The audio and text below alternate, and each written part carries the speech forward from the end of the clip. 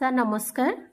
नमस्कार सर आज आम आपण पाखु शुणा चाहूँ डॉक्टर कुंतला कुमारी रचित गंगशिउली पद्य उपरे किछि।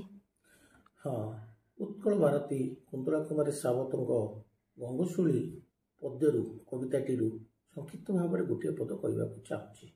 तो परी क्षुद्र मुही तो परी क्षणिक हसे रसे बासे मुही मात्र फुटी अच्छी क्षणिक तार अर्थ हूँ गंगशिउली फूल सन्धार फुटी सकाळू झड़ी पड़े से भाई कुंतला कुमारी जीवन 1901 जन्म हो 1938 वर्ष जीवन झड़ी पड़ा से जो गंगशिउली पुस्तकटी कविताटी रचना करते बड़ आध्यात्मिकवादी चेतनावादी देशात्मवादी कविता सर्वशिक्षणीय होइछि।